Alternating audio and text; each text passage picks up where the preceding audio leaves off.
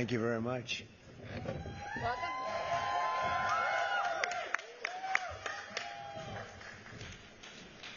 Are you ready? I'm ready. Let's do this. Let's go. Welcome to today's roundtable discussion with our host, Building America's Future. This is their 50th Stop on America's Future tour. My name is Mayra Flores. I am the first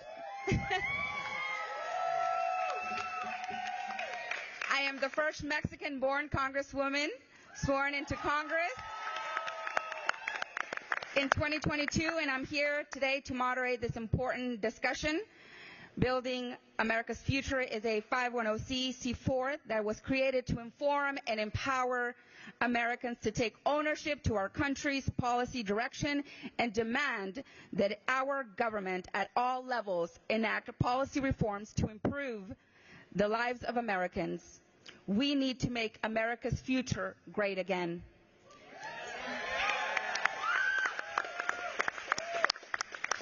Today, we are joined by some very special guest, President Donald J. Trump. Thank you, everybody.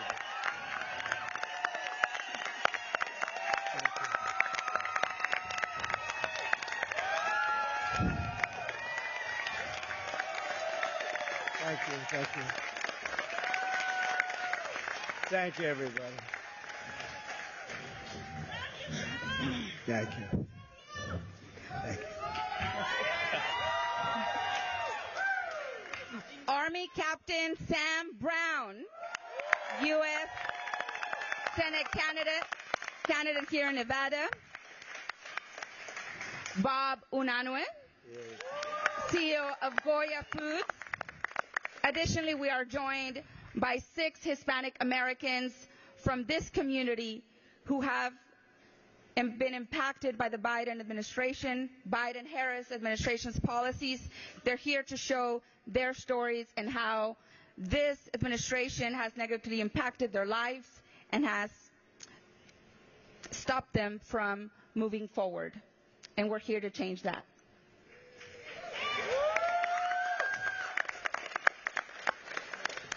Lydia Ruiz Dominguez, a mother, author, Air Force veteran. We have Brian Ursua, a husband, father of 5, proud Teamster, Local 631 member. We have Elias Trujillo,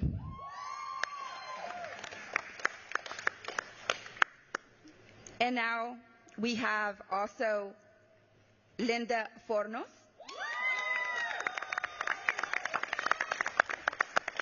We have Iris Ramos Jones. And we have Rafael Arroyo. We know President Trump has built one of the strongest economies ever, lifting up all Americans, especially the Hispanic community. Under President Trump's leadership, the Hispanic community saw a record low unemployment and low poverty. As part of this immediate plan to help our economy recover from this disastrous economic policies from the Biden administration, Harris administration, President Trump has pledged to eliminate taxes on tips so that Americans can keep more money in their pockets. I want to share my father's story, Saul Flores. Back in 2016, he was with her. And in 2020, he voted Republican for the first time. And he voted for President Trump because under his administration, his trucking company was thriving. He saw that his policies empowered his company. And he said, even though I still don't agree with him on everything, I love his policies. And I will be voting for him in 2020. Thank you. But he went from being with her in 2016 to voting for president in 2020, and now he's all in for President Trump. And I know that is not just my father. Many Hispanic Americans have seen what the Biden administration have done to their lives. We all have less money in our pockets. We want to be able to take our children to a vacation. We want to be able to take care of our families. And that's exactly what President Trump will do when we get him reelected in November. And now, speaking, Bob Unanue. Before we get to our important discussion, I'm thrilled to be your moderator today. And I would like to introduce a great American and the CEO of Goya Foods, Bob. He's a leader with a spine of steel and a heart of gold. Ladies and gentlemen, please join me in welcoming Bob Unanue. Thank you, Myra. And you're so important for Texas. I've been down with you a couple times, and I remember you telling me your father said you convinced him to vote your way with God, family, work, freedom. He said, you asked him, why did you vote conservative, Republican? He says, my party has abandoned me. They've abandoned him. And they've abandoned many Latinos. And that's why we're here today. And our future is at stake. I want to also recognize Captain Sam Brown, who at a young age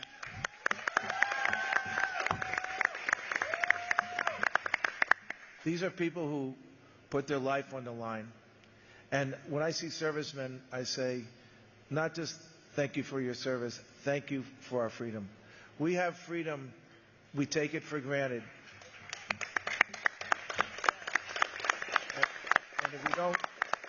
And if we don't get it back, we're going to lose this country. And that's why we're sitting next to the greatest president of our time, Donald J. Trump. Amen. Thank you. The song goes, those were the days, my friend. Some of you are old enough to remember that. I thought they'd never end. We'd sing and dance forever and a day. And that's where we were under President Trump. I call them days que buena, so good. I call the days we are today, que mala. How bad has it gotten? How bad has it gotten? It's gotten bad. Under President Trump, our economy was cruising. The best economy ever. Prosperity. We had a safe world. No wars. We had no inflation. Virtually no inflation. We had freedom. Under President Trump, our real average weekly wages were up 8.4%. I'll say later on, under this administration, it's down 3.4. We cannot keep up with the cost of this administration that is hammering not only the Hispanic community, the African American community, all communities. The border was secure. Illegal immigration was at a minimum. Yesterday, the CPI index came out hotter than expected at 2.4%. And this is on top of year after year. And we've had over the years 5.4% inflation. This is on top of historic inflation. Overall prices are up to 20.5%. But let me tell you, I'll steal a phrase from Mr. President, that's fake news. For Goya, it's up more like 50%. We will go out to buy cans. We do a lot of canning. Come to Brookshire, Texas, and we'll show you how we can at 2,000 cans a minute. Very efficient factory. Cans went up 64%. Transportation. Ever since the Harris-Biden war on fossil fuels, day one, the Green New Scam, the pulling out of Afghanistan, we showed so much weakness, they invaded Ukraine. Ukraine is a breadbasket for Europe and Northern Africa.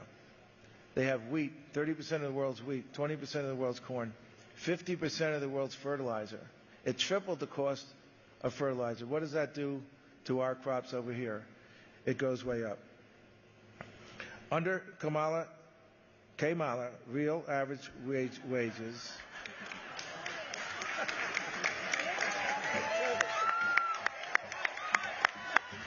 You know, I don't say that, to get a buzz or as an insult. It's reality. She is bad. She's bad for this country. She's bad for Latinos. She's bad for all of us. Real average wages were down 3.4%. And wages have been up. I mean, our wages have, in warehousing and all that distribution, have almost doubled. But they're still not keeping up with the cost of this administration, the burden they put on our society. The working class, the middle class, Hispanic and black, African American populations have been hammered, exploited, used, and abused. It's cost the middle class $2.4 trillion since March of 22. The average middle class household lost $33,000 in real wealth. And you need a six-figure salary in about less than half of the country to buy a home. That was day one. But for me, and we can go on and on about this economy, we've been hammered.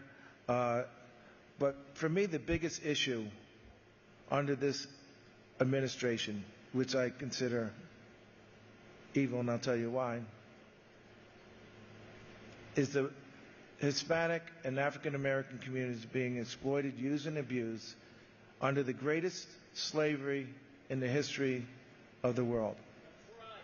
My friend Ben Carson, who's also a friend of the president, said there's more slaves in the world today than in the history of the world.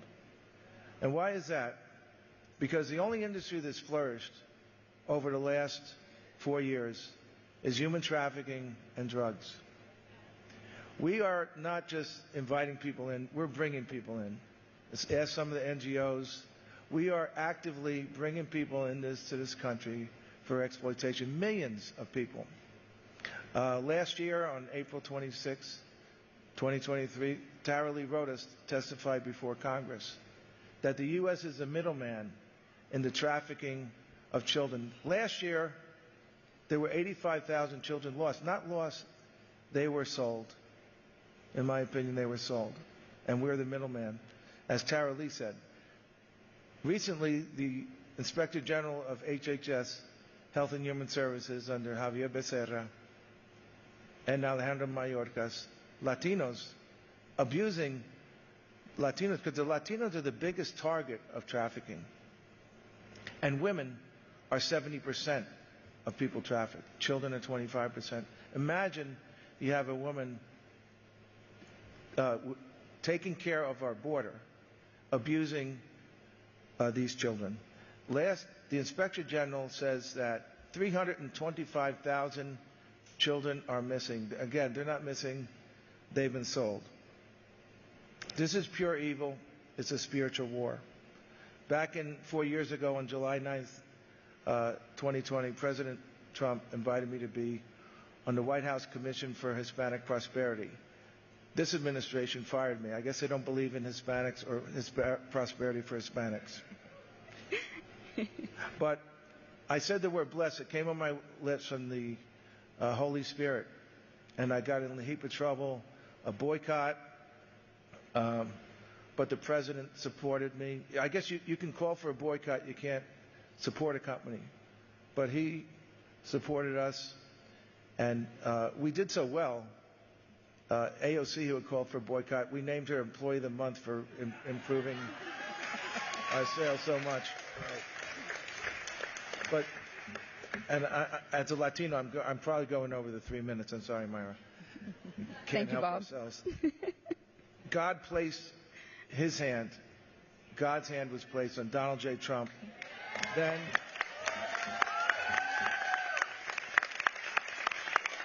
and continues to, and he will not let go. Look at July 13th at 6:11 in the afternoon. St. Paul's letter to Ephesians. Put on the armor of God in this fight against evil. God's hand is on President Trump. He won't take it off. And he's going to bring us to prosperity, to safety. And he's going to lead us closer to God and make America great again. It is my highest honor. You might know this guy. gentleman sitting next to the former, current, and future President of the United States, Donald J. Trump. Thank you both. Thank you very much. Thank you both, and thank you, everybody. And, would you like to take over? You want to go? Would some people like to speak first? No, we want you. Okay. We want everyone here is ready to hear from you. Okay, good. That's good. Well, thank you very much. And I have to say, with Bob, we became good friends. I didn't know him before the White House, but I got to know him, and he represented Hispanics. He represented a lot of people having to do with manufacturing, business. He's a great businessman, and he had a very interesting situation. The radical left in our country put tremendous pressure on him not to be involved with us, meaning Republicans or conservatives, whatever, people with common sense, I always say, because essentially we're the party of common sense, which becomes a better and better term as time goes by, with men playing in women's sports and open borders and people coming into our country totally unvetted and unchecked and all of the ridiculous things that you see today. But we are the party of common sense. So Bob has a lot of common sense, and he has a great company. It's a great company, but they were putting a lot of pressure, and I felt very badly for him because they were hitting him hard. They had pickets, they had everything. They were trying to extort him, essentially, and we found out he can't be extorted, and he fought very hard. And then a strange thing happened. A strange thing, his numbers went through the roof. He was selling much more food instead of less food. And they do that. They play that game. It's probably not even legal what they do, but they go after businesses. And not everybody's like Bob, where they're in a position to fight. But his company went absolutely through the roof because of it, because there's tremendous support. We have far more people, far more support than the other side. And the term "Make America Great Again," we are the party of wanting to make America great again. Right now we have a country it's a nation in decline. We're sadly a declining nation, and who would have thought we would have had to say that? But if you look at our borders, they're horrible. I probably won in 2016 because of the border. I fixed it very quickly, became very, very good, and turned over a great border, and they just destroyed it. From the moment, I always say that my world's favorite chart, the chart I look to the right on, but that was basically a chart on immigration, and that was the lowest immigration we'd had in forever, I think, in recorded history. And then that was my last day in office, and then it became like a rocket ship, that chart, and it went up to the moon. And it was very sad to see all the work that we did, but we'll do it again. The only difference is this is many, many times worse than it was in 2016, Bob. In 2016, we had something that was within reason. We didn't have people with no talent, no brain power, people with that maybe hate our country in a certain way, because you try and figure why would they want prisoners, gang members, drug dealers? Why would they want murderers, by the way, 13,099 murderers? Why would they want these people in our country? Is there any reason for it? You know, usually when Bob or I or some of the good business people around the table, and in the audience I know a couple of great ones. We have Wesley Hunt, a great congressman, by the way. Thank you, Wesley. A great one. He's a great congressman. But we always say, you know, we want to know what the other side is all about. Where are they coming from? This is one of the few times you really say, what are they doing? Where do we benefit? And I guess, you know, you look at it and you say they're not smart, but they're smart, they're cunning, and a lot of them are evil. But you say that maybe they hate our country. I believe they could be some of that, because, you know, when you allow drug lords to come into our country, when you allow the people that they're allowing, and by the way, they're emptying prisons out all over the world. This is no longer South America. This is the entire world. From Africa they come, from Asia they come, the Middle East, South America, yes, but it's not exclusive South America. This is all over the world. The Congo, we have a lot of people coming in from the Congo. in Africa, and it's incredible. But you just say why? Why are they doing it? And it has to be evil intention. And then you realize that so many other things that they do, like transgender operations, where prisoners, people that are being held as prisoners, if they request a transgender operation, they get it. Now, who would even believe this is possible? And she was one of the ones, Kamala. We don't have to talk about Joe because Joe was overthrown. He was overthrown as president of the United States. First time that's happened.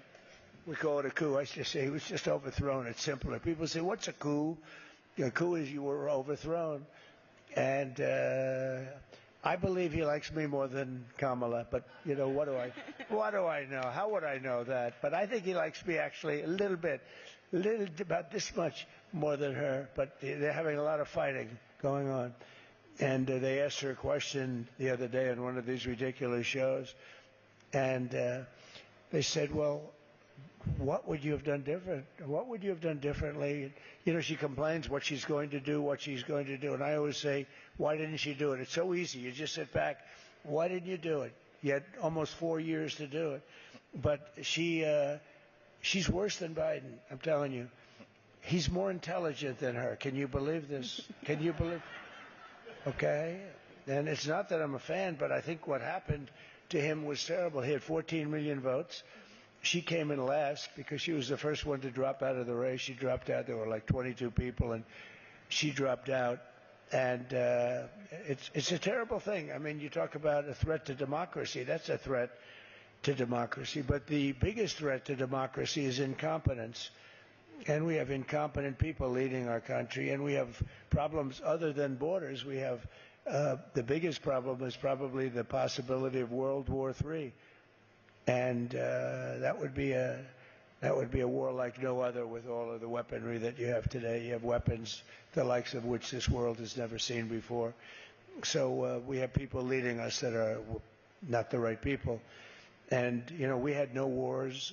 I finished off ISIS. We had the best economy ever. We did great. And for the Hispanic Americans, because that's why we're here, I want to just say household income for Hispanic Americans. I asked them, give me some of the just basics, reached an all-time high. So your household income was the highest it ever was. The Hispanic American poverty hit the lowest rate ever. So the lowest rate of poverty, the highest rate of income. So far we're doing good, right? That's not bad. After that, what else? You almost don't have to say anything more. The household wealth of the median Hispanic family grew by 65%. Think of that one. Home ownership among Hispanic Americans reached the highest level ever by far.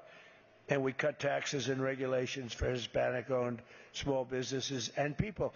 And now we did this for everybody, and everybody did better, but Hispanic Americans did just right at the top. Now, let me tell you what is happening at the border, because it's affecting you probably more than anybody else. African Americans, Hispanic Americans, people are pouring in and taking your jobs.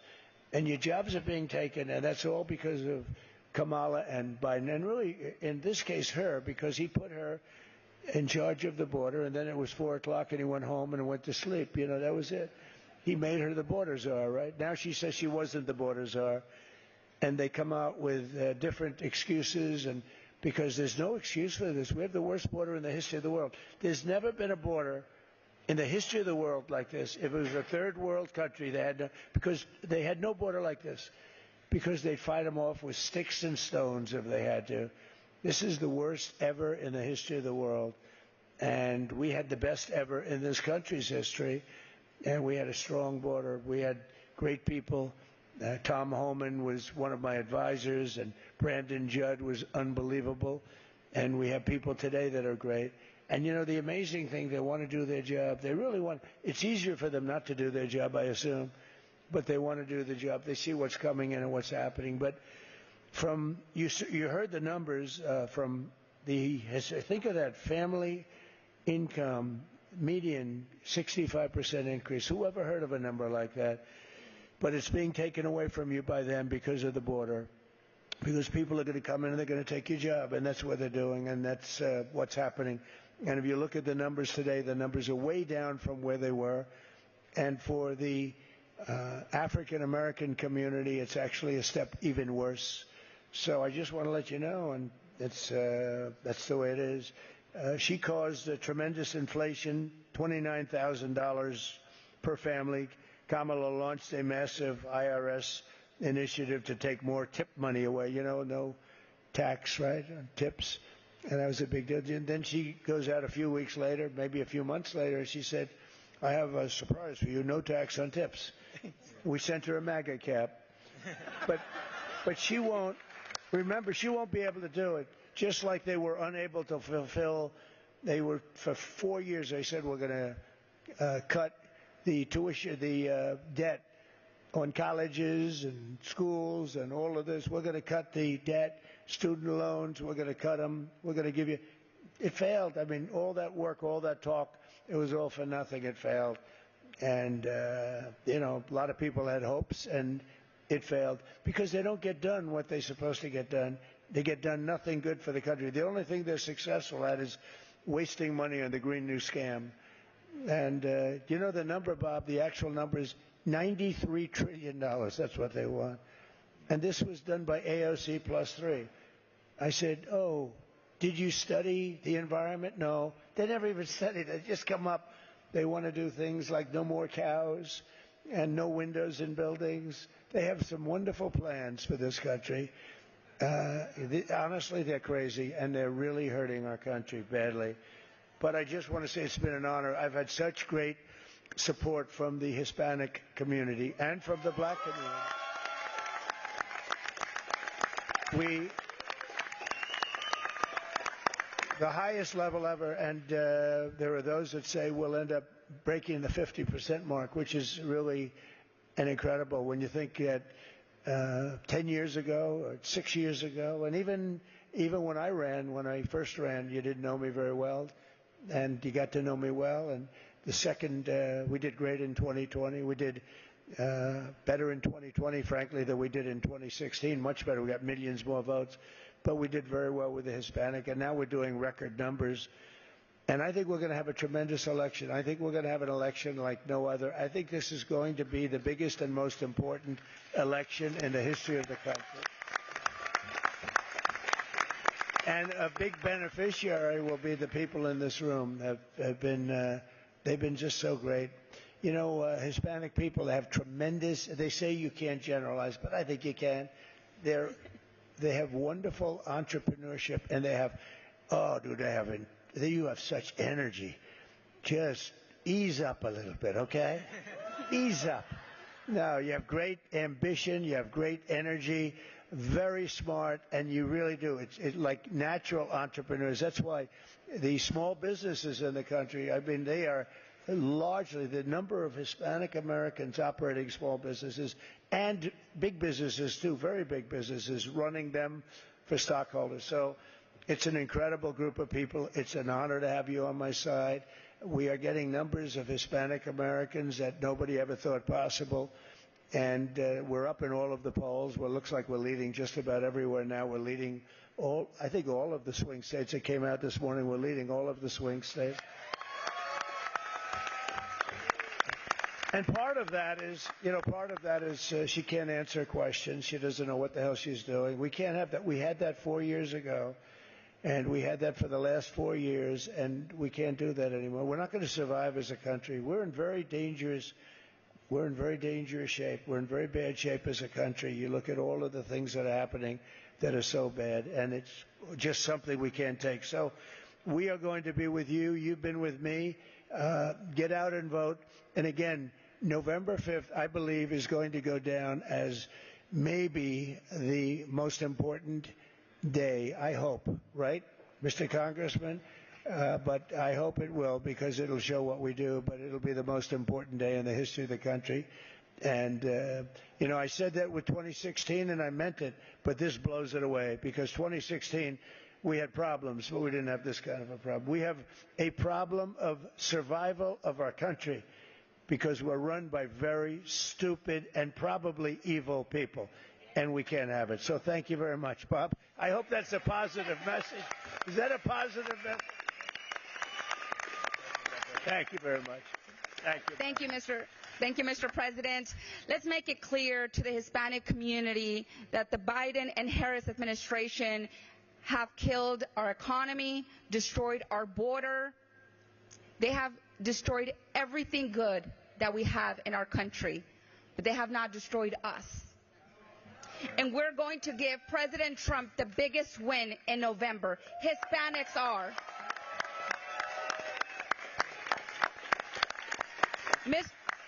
Mr. President is going to have the biggest support any Republican president has ever had from us. I truly believe that. But what's most important for us is our values.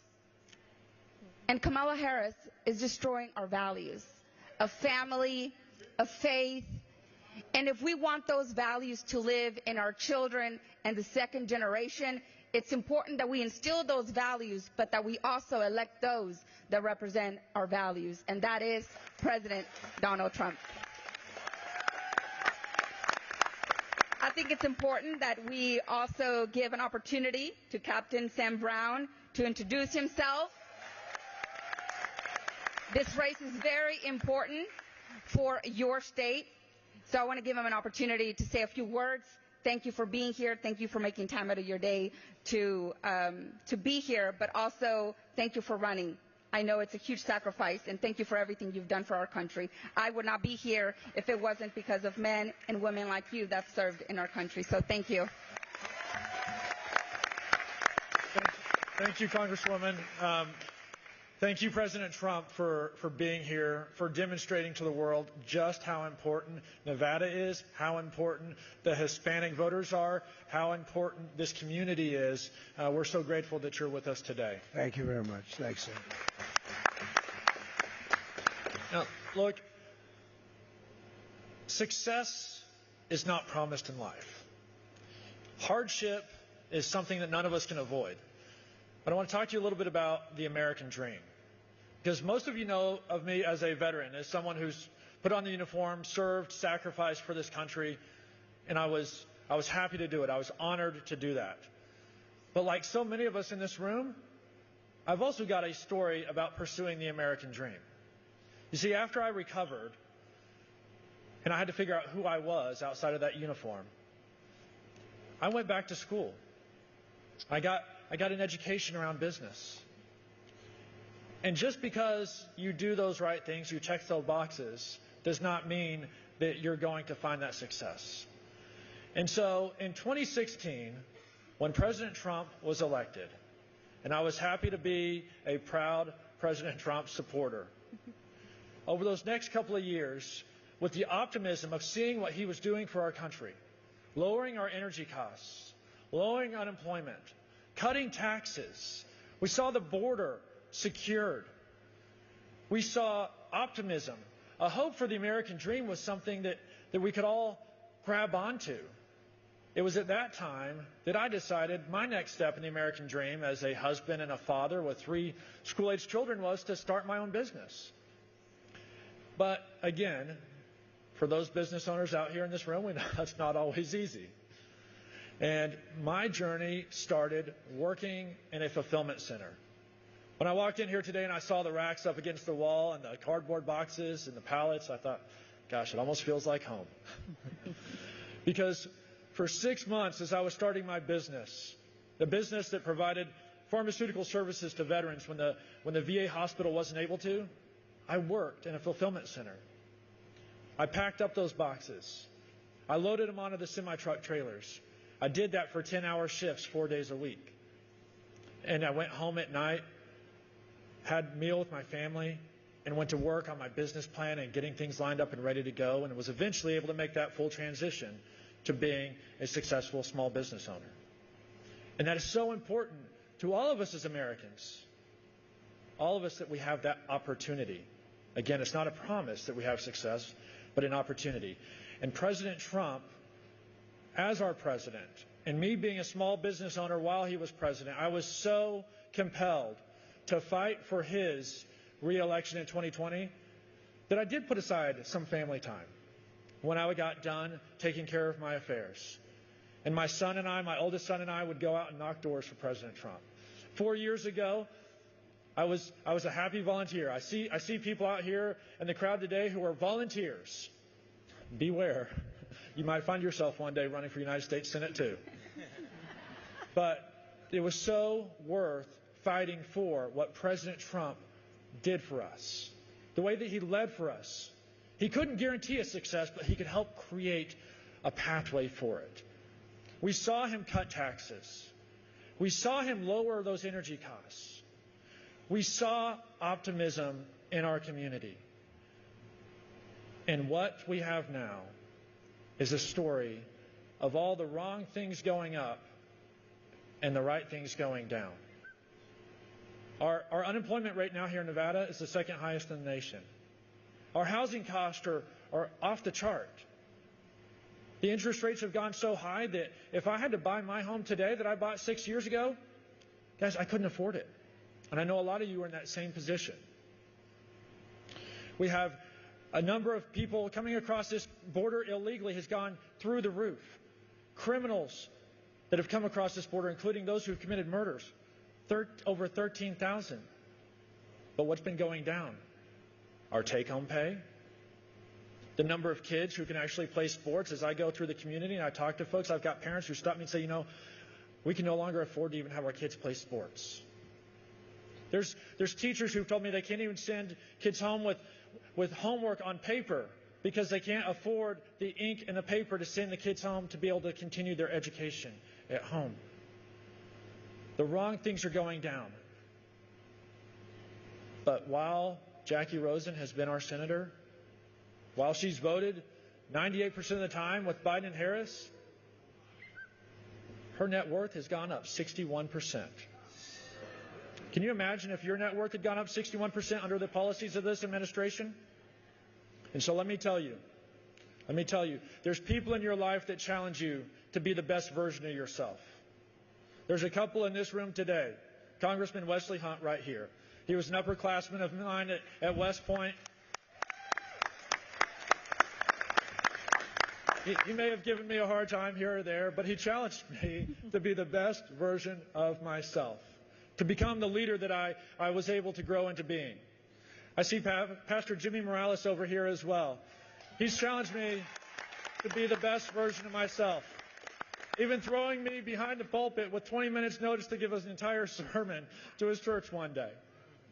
But President Trump, you challenge us all to be the best version of ourselves.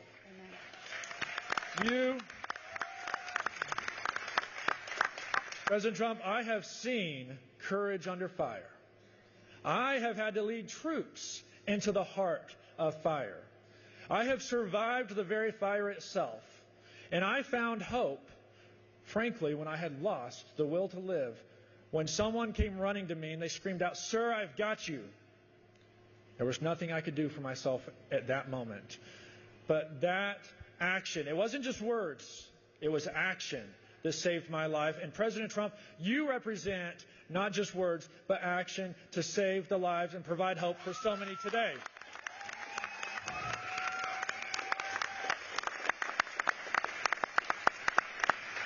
One last thing to the women here today and who are seeing this at home, like my wife, like the wonderful First Lady, like so many of you moms and grandmas and sisters here, you will determine the outcome of this election.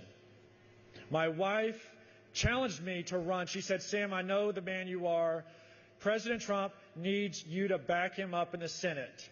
You women here today, you will determine this election. So let your voice be heard. Get out there. Get your family to vote. Get your neighbors to vote. Get your children to vote. And let's provide President Trump the backup he needs.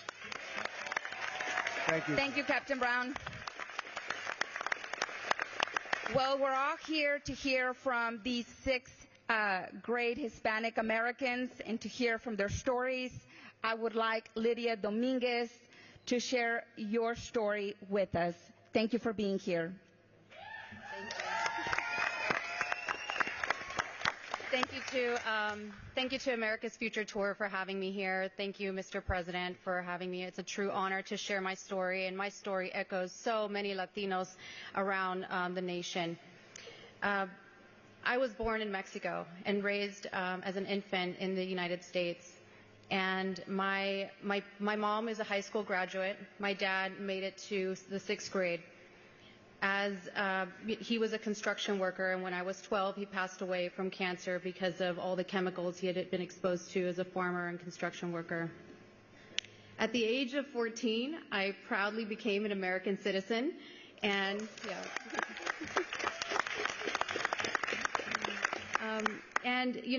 I continued, and at the age of 16 and 19, I had both of my kids, and they're right there in the stadium, right there, wave. Yeah. I'm so proud of them. I had both my boys at 16 and 19. So I decided to join the Air Force, and I joined proudly because I had grown up with a sense of service and sense of wanting to do more in my country. Under your administration, I was able to afford a home. I was able to buy my first home and save money, and it was the first time I'd been able to get ahead. And feeling like I'd always been behind, your administration was at the point where I was able to get ahead. Under the Biden administration, I was forced to take the COVID-19 vaccine, and I refused as a religious accommodation, and I was honorably discharged. And with that, most of my savings dwindled under the Biden-Harris economy, and I had found myself having to work 2 jobs, having to do rideshare and having to do graphic designing to make ends meet at that point. I was raised in a Democratic household. My values remained consistent. Mr. President, you were the first Republican president I voted for in 2016.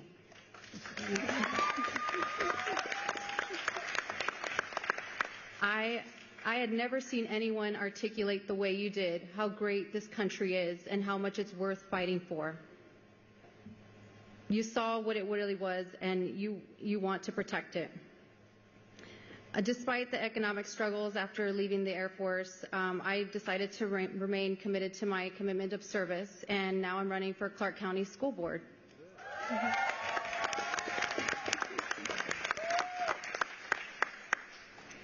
And my story echoes so many other Hispanics. My mom had said we're a Democrat because we're poor, and the Republicans are rich, so we're not rich, so we're Democrat. And even at a young age, I thought, but I want to be rich someday. How do I get there? And one of the things that resonates that a lot of Latinos experienced as well as I did is, and I'll say it in Spanish first, is my grandma would say, "Mija, te pueden quitar tu carro, te pueden quitar tu dinero en la banco, te pueden quitar tu casa, pero nunca te pueden quitar que está en tu mente." And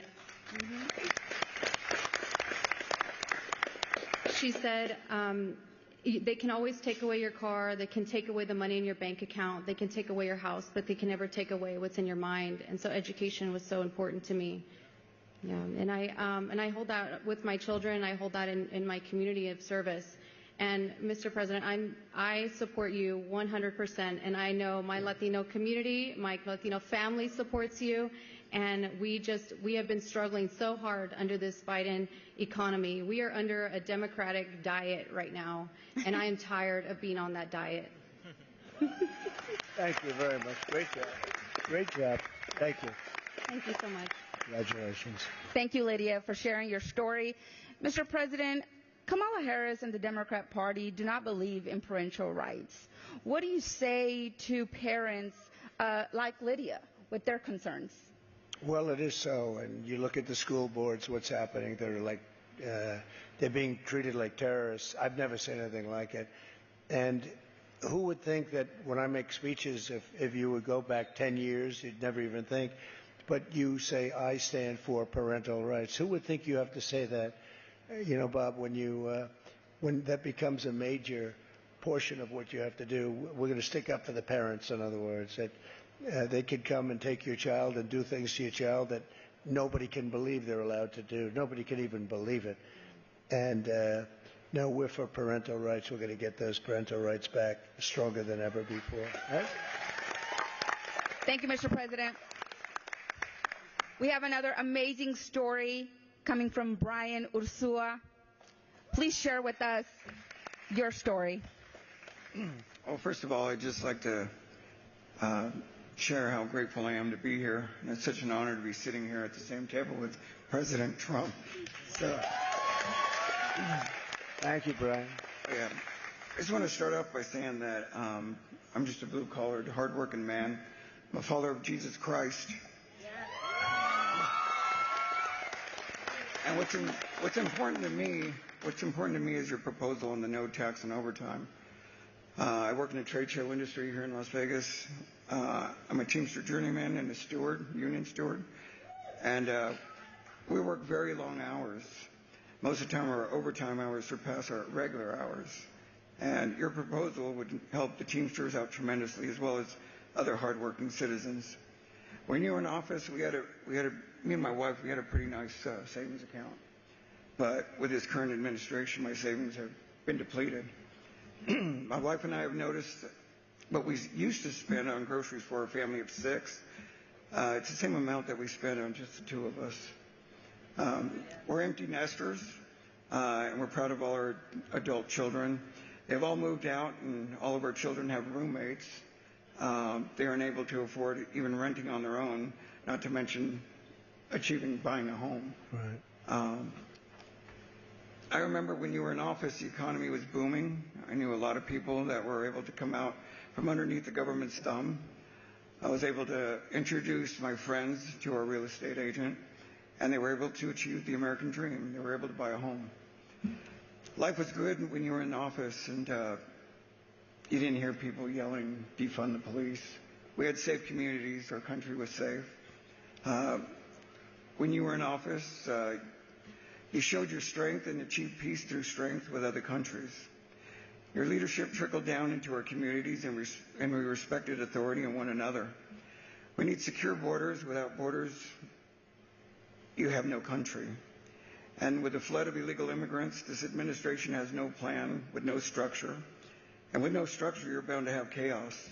And that makes for a perfect plan to distract the American public and to change the world into the world that we're living in today. These are the conversations we talk about at work. These are real people. I work with a lot of people of different nationalities and backgrounds, and I respect everyone's opinion. But I'm telling you, the majority of all the people that I talk to want you back in office.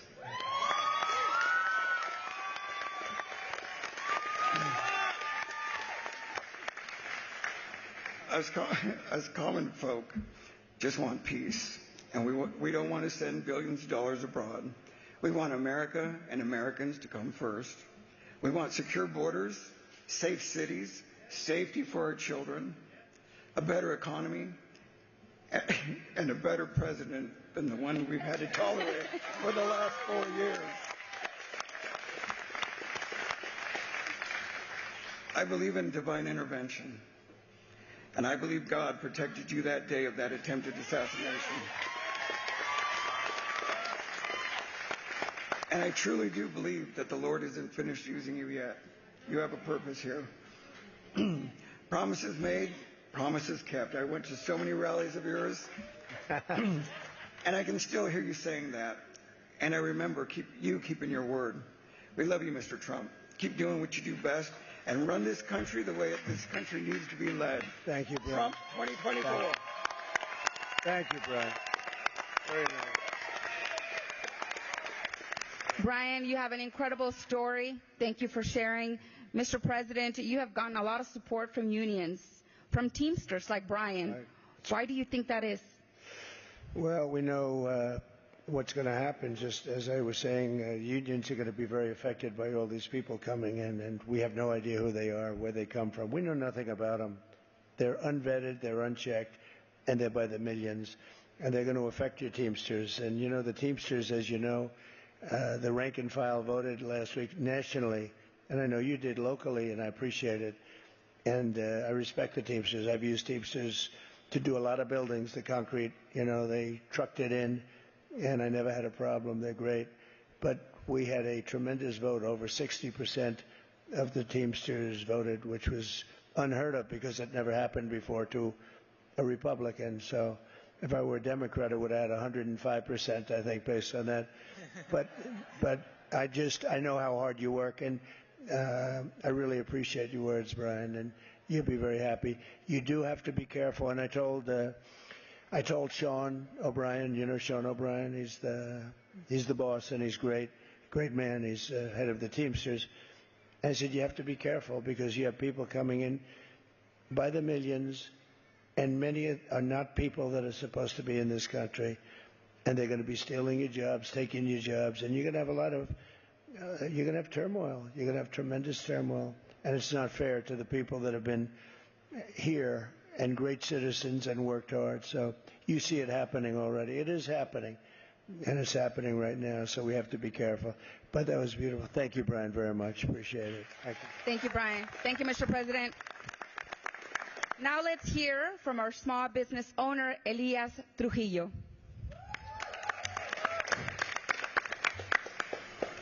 Well, I'm so honored to be here today. Never in my life did I see myself being here amongst any of you guys, or having this opportunity. But I guess this was what America is, right? Everybody has the opportunity to do something. I come from an immigrant family. Back in '95, my parents came out to the U.S., landed in Utah. I have two brothers. We came here legally, but we overstayed, and we were able to make life here in the United States. And my it is funny. Parents came out to Las Vegas back in '99, so I consider myself from the Vegas community. Been here 25 plus years, done life here, did school and everything, And in my head, I always had the legal status, holding over my head, because you're somewhat limited to what you can do, to how much you can accomplish. And never let it get to me, and I realized I had to move past it, and make the best of my life, because I didn't choose to be here, but my parents felt it was a better opportunity for the family and for us as kids. So I became to love, being out here in the U.S. Went through high school and everything, completed all of my school like I was supposed to, and didn't see myself continuing studying or pursuing any sort of career. But I knew deep inside that I could be an entrepreneur. I could, break barriers and create something without the help of anyone, or, And as I had that on my mind, I continued living life. And shortly right after high school, I met my beautiful wife, who's sitting down there, supporting like always. We have two kids, 12 years old and a 5-year-old. And in the midst of Trump's presidency is when I decided to go with entrepreneurship, build my first business, create more time for my family, better resources, income for my family, better future. I saw the opportunities as your presidency was on. I wasn't fully supportive when you ran for the first time. I learned to support and really see your path and how you were trying to guide us through a better future. Things were great up until COVID, I believe, is when things started to stall for our family, and like it did for everyone. I think it put a stall on our life in pursuing the dream that we were seeking of having our own business, generating wealth and a greater future for our family. So COVID shut down the business that we were starting, which was in the catering business, food truck. And in the midst of 2020, when things stalled, we said we got to continue. We cannot sit back and wait for someone to come save us or help us, So we went out and opened up a restaurant. In the midst of all the COVID regulations, all the changes that had happened, inflation, things started to change at that point, and we battled through. We're not thriving as we should. I think this last 4 years have been very difficult for small businesses.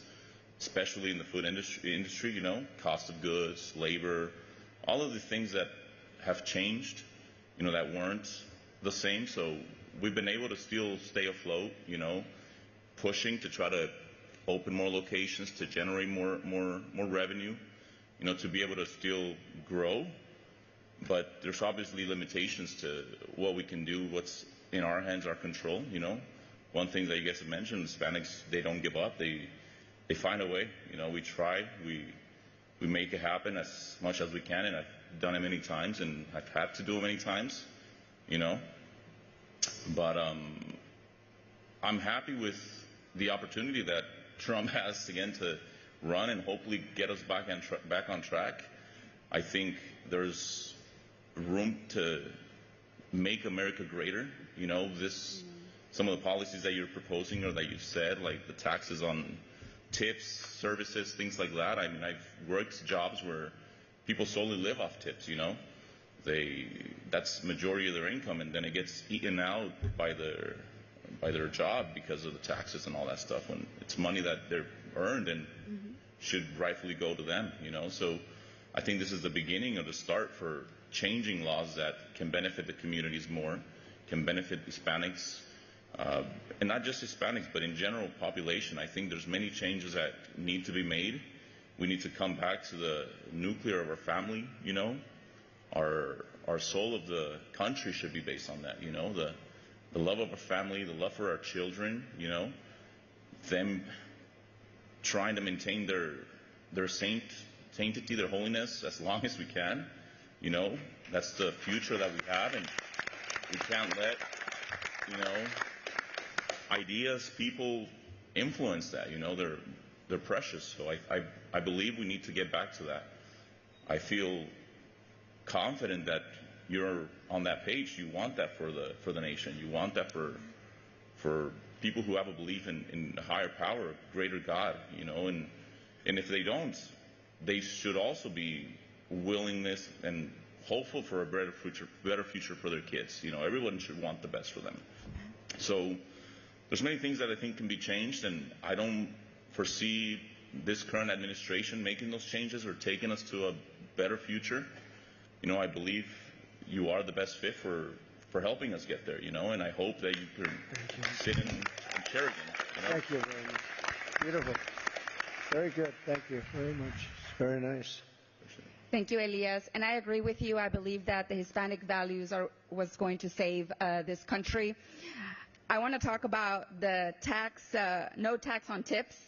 I was a server for many years. I understand the struggle of not wanting to report all the tips because we knew that we're going to get taxed. Mr. President, are you going to get the no tax on tips signed into law? Yeah, I think we will. We had tremendous enthusiasm in Congress for it, even on both sides. They said that was a good idea. Nobody ever thought of it. I have another one. I was in Detroit the other day, and I said we're going to have deductibility of interest on car purchases, and the place went crazy. And top people on Wall Street, two top people, like the top people, when did you ever come up with that idea? And it was something that I just felt we have to bring back our car industry. We have other things even beyond that to bring it back, actually, but that was something. So we have the ideas with the no tax on tips. I was at my building, and a waitress came up, and she was complaining about the way they're harassing her. I said, on what? She said, tips. I said, really? Well, really? I never heard of this. And they said, no, it's terrible. They're actually passing new legislation to go after people on tips. I mean, really deep stuff. So I said, what do you think of the idea of no tax on tips? Because it just seems like very hard money to get for the government. And, maybe you should be entitled. And also, I think a big thing could be for you, but it could be for a lot of the people. You work overtime, no tax on overtime. And I think that's going to be good for the country. More people are going to work overtime. So we have these things. We'll get them done, and we'll get them approved in Congress. I've gotten pretty much everything I've wanted. Thank you, Mr. President. Well, we want to hear from these three Hispanic Americans as well. We have a few minutes, but Ms. Linda Fornos would like to hear your story as well. thank you. It's a really honor for me to be here. And it's my third time sharing with you, Mr. Trump. And now I want to tell about my story. I'm an immigrant Latina who came from Nicaragua 16 years ago. I'm raised by two beautiful women, my mother and my grandma, who taught me values and taught me you have to fight for what you really want. You have to stand. You have to fight for your criteria and your opinion. And that's why I'm here. When I came to this beautiful country, I did things in the right way. And I have worked really hard raising my three kids. Actually, one of my kids, he was invited to be here part of the panel, but he couldn't because he told me, Mom, it's my dream to meet Mr. President Trump, but if I go with him and I miss work, I'm going to be short in my paycheck. My paycheck. That is how sad it is, our economical situation, that we had to work really hard.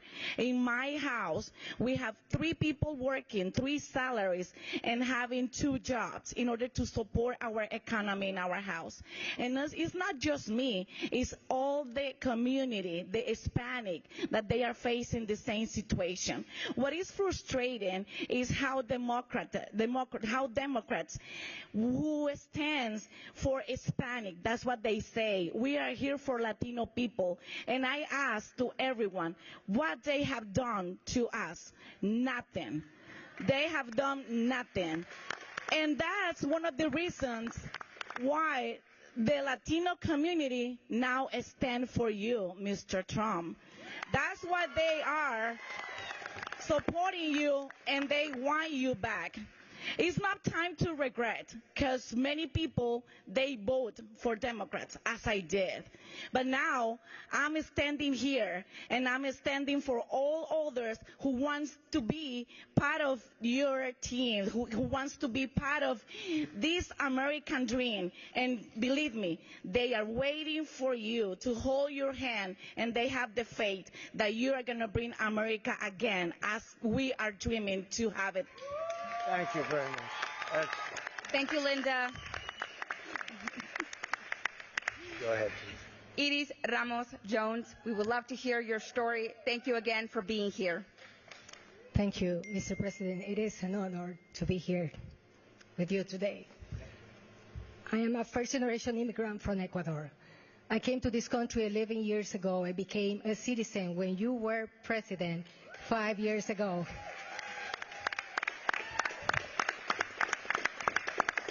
Came with nothing, without being able to speak the language, and without knowing anybody here. And today, I'm sitting here with Mr. President Trump.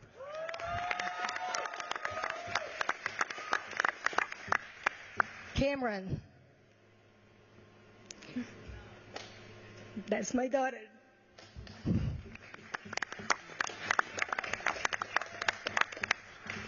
When you and Mommy used to sleep on that mattress on the floor, I never thought this was going to be possible. This is only possible here in America. Amen.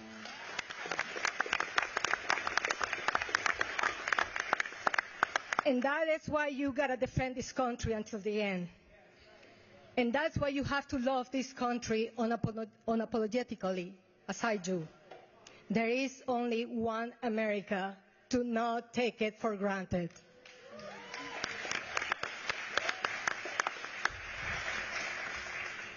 The ones that have come from different countries know how bad it can be. How bad it can be if we do not defend our freedom. How bad it can be when they want to silence us. How bad it can be when we lose our rights. And when we do not defend our values. Values that were taught by our parents and our abuelitas. I'm proud to be part of a community that work hard every day. People of faith, people that in today's economy are suffering. They have to have 2 or 3 jobs to meet their needs. We immigrant Hispanics have already made the sacrifices by leaving our countries, leaving our families, leaving everything that we know behind. We have nothing to lose, and we do see this country with a lot of hope that you gave us, and that we hope to restore it. We're willing to learn and embrace those opportunities. Opportunities because we are survivors. We take risk. We get things done when we do have the opportunities, but unfortunately, opportunities in today's America are lost. In the last 4 years, they have proved that they want to divide and bully those who don't think like them. They know the power of Latinos, and they are only using us for political purposes. In the last 4 years, they have proved that they do not care about us. Thank you, Mr. President. Thank you, Iris. Mr. President, really quick, what do you say to those who immigrated here to this country the right way? What do you say to those people that are here in this country? So you have a lot of people that came in and they went through 10, 12 years of work, and I think they're being very unfairly treated. They've worked so hard, and they're so proud, and they love the country. And we have people coming in, many people coming in and do a good job, and many people shouldn't be on that line because they're dangerous people. We have a lot of dangerous people. And we're going to take care. We want, just so we understand, we want to have strong borders, but we want people to come into our country legally, and it'll happen. We're going to have a lot of people come in, but they're going to come in legally, and that's the way it has to be done. We all know that. I think everybody knows that around the table. Thank you, Mr. President. Rafael Arroyo, would you please share your story with us as well? Yes, and it's an honor to be here. Thank you, Mr. President, for doing this and taking the time out to talk to the Hispanic community. So I was born in San Juan, Puerto Rico, and I moved here. We got some Puerto Ricans back there, and I moved here when I was 6 with my family, and I started my business in 2008, right in the middle of a recession, as they say. 23 years old. My business is called Smog Plus DMV Services, and we do emissions testing here in town, and then we go to the DMV for people that are working or they don't have the chance to go because they're out there providing for their families. And I know everybody also loves going to the DMV, right? It's their favorite place. So, but about 2 months after I started my business, I had a detective come in, gun and a badge and everything. He said, "Hey, you can't really do this business." And that was my first interaction with government as a business owner. And that's when I learned if you don't get involved with government, the government's going to get involved with you. And a couple of back and forth for a few months, and eventually said, you know what, you're right. The law doesn't say that you can't do this business, so I was able to continue. But instead of encouraging innovation, the default government position is usually to shut it down.